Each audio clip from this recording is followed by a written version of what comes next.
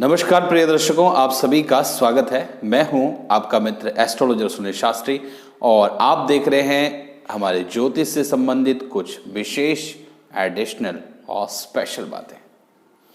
प्रिय दर्शकों, ज्योतिष के इस आज सेशन में हमारे इस वीडियो पर आज हम बात करने वाले हैं नीच केतु के प्रभाव पर और केतु किन किन चीज़ों को रिप्रेजेंट करता है, किन चीज़ों का प्रतिनिधित्व करता है और नीच का केतु किस प्रकार से फल प्रदान करेगा हमारे जीवन में।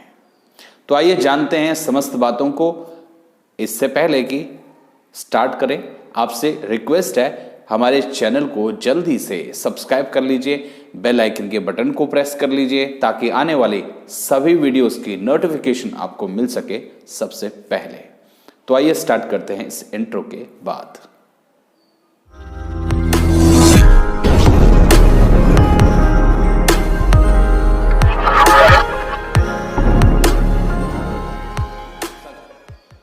प्रिय दर्शकों, आप सभी का स्वागत है।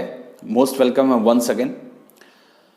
दोस्तों, केतु नीच का होना मतलब दूसरों से सहायता मिलना। जिनका नीच का केतु है वो हमेशा जीवन में जब भी प्रोग्रेस करते हैं, कुछ काम करते हैं, तो निश्चित रूप से किसी ना किसी की कोई ना कोई सहायता ऐसे व्यक्तियों की मिलती है और किसी के द्वारा ये लोग जीवन में आगे बढ़ते हैं।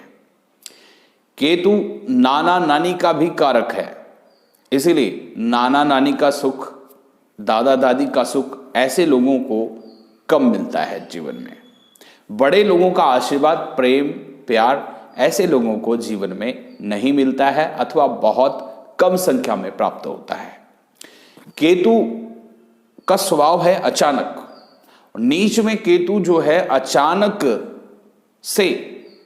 अचानक से कोई घटना कर देता है या अचानक से धन लाभ के योग देता है।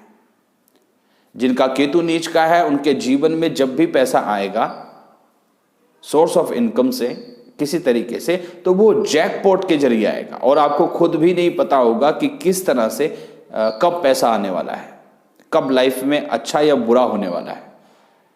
तो नीच केतु जो है जीवन में ग्रह दशाओं के मध्य जब इसका प्रभाव आता है, जब इसका सेशन आता है, तो उसमें जो है ये इस तरह की अचानक होने वाली घटनाओं से आपको फेस करवाता है। इनविजिबल पावर, जीवन में इनविजिबल पावर दे देता है नीच का केतु। पर दोस्तों, हम बात तो कर रहे हैं, लेकिन नीच का केतु कौन सी राशि में होता है?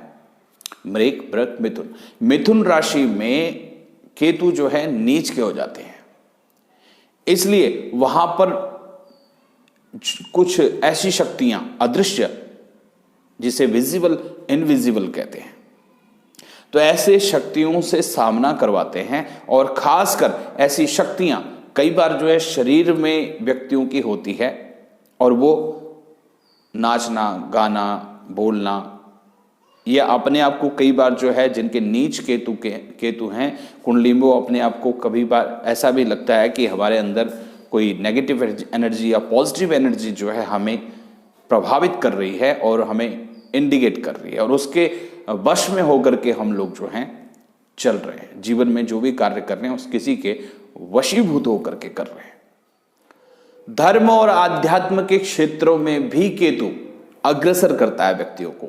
नीच का केतु यानी कि मिथुन में नीच के होकर के आध्यात्म की तरफ भी कई बार जो है व्यक्ति को धकेलता है,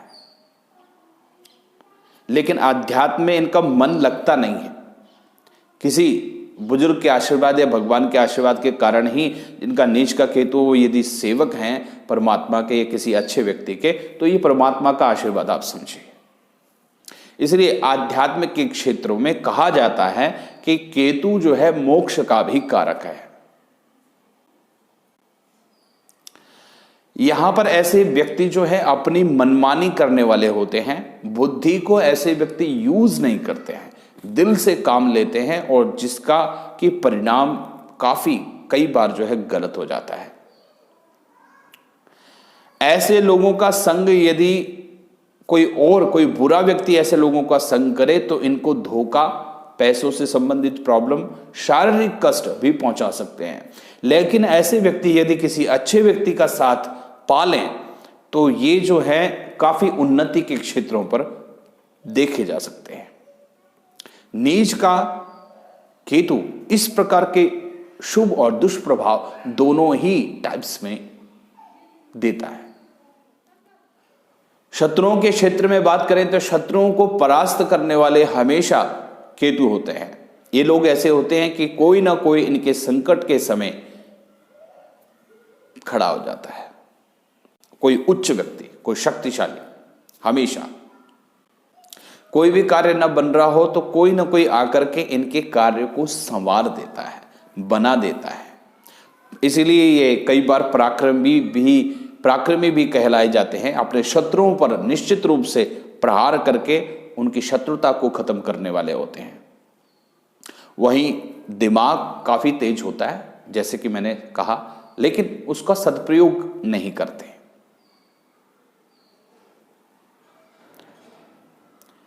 स्त्रीहीन भी होते हैं। नीच का केतु बहुत सारे लोगों से देखा गया है कि स्त्री से विहीन कर देता है। ऐसे व्यक्तियों का या तो विवाह होता नहीं है, और यदि होता है तो कई बार ऐसी अड़चने, मिसअंडरस्टैंडिंग जैसी चीजें बन जाती है जिसके कारण जो है परेशानी हो जाती है। आंख में पैदाइशी दिक्कत हो सकती है। कई लोग आंख से दिखने का प्रॉब्लम हो सकता है। काने भी के नीच केतु के प्रभाव से हो जाते हैं लोग। नीच केतु के प्रभाव से दोस्तों बुद्धि क्षीण का प्रभाव यहां हो जाता है। बुद्धि क्षीण वाली बात हो जाती है। साथ में ऐसे व्यक्ति अपने जीवन में कुछ भी कर ले, कितने भी उन्नति कर ले, बहुत अच्छा धन पाले, लेकिन इनके हृदय में कहीं ना कहीं कोई ना कोई किसी बात को लेकर के हमेशा ये दुखी नजर आते हैं। और इनके दुख का कई बार कोई कारण ही नहीं होता, हवा होती है। यानी कि नेगेटिव एनर्जी से ये लोग घिरे होते हैं और एक इनविजिबल पावर को लेकर के काफी दुखी रहते हैं जीवन में। लेकिन यदि आपका नीच का है तो निश्चित रूप से किसी अच्छे व्यक्ति का संग आप कीजिए। यदि आप अच्छे व्यक्ति का और अध्यात्म का संग करेंगे तो जीवन की नैया पार हो जाएगी और केतु यहां पर अपना अशुभ प्रभाव नहीं दे पाएगा। ये 101% डेफिनेटली राइट है। थैंक्स दोस्तों, जिनके केतु नीच के हैं, अशुभ प्रभाव जीवन में मिल रहे हैं, स्किन से संबंधित प्रॉब्लम, फोड़े फुंसी से संबंधित प्रॉब्लम, पेट की प्रॉब्लम, वायु और खासकर वायु यानी कि गैस की और एसिडिटी की, ऐसे लोगों को बहुत ज्यादा प्रॉब्लम होती है। अपने दुष्प्रभावों को दूर करने के लिए उपाय आप कीजिए। 4 नारियल सतनाजा जल में प्रवाह करें गुरुवार के दिन या बुधवार के दिन। 2 कुत्ते, डॉग्स, ब्लैक कलर के डॉग्स पालें घर में, तो आपकी धन धान्य की वृद्धि होगी और स्वास्थ्य भी अच्छा रहेगा। भैरव देवता की पूजा करें या भोले शंकर की आराधना करें। साथ में ही दोस्तों कुत्तों को पालें, उनकी खूब सेवा करें और ना हो सके तो जो और बाहर कुत्ते होते हैं उनको खाना खिलाइए, उनकी शांति कीजिए, उनको प्रेम से उनकी सेवा कीजिए। साथ में भोलेनाथ की सेवा कीजिए।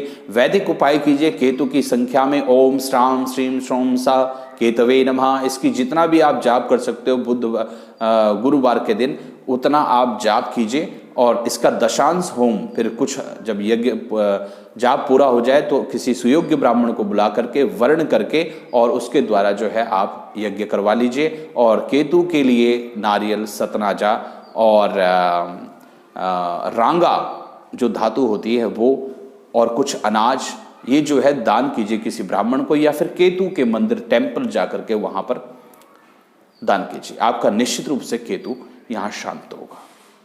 चांदी का दान कीजिए।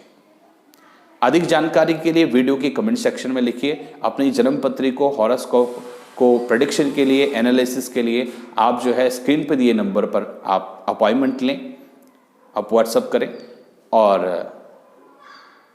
अधिक जानकारी आप इसी तरीके से ले सकते हैं। साथ में मिलते हैं नेक्स्ट वीडियो के माध्यम से, तब तक के लिए जय श्री कृष्णा।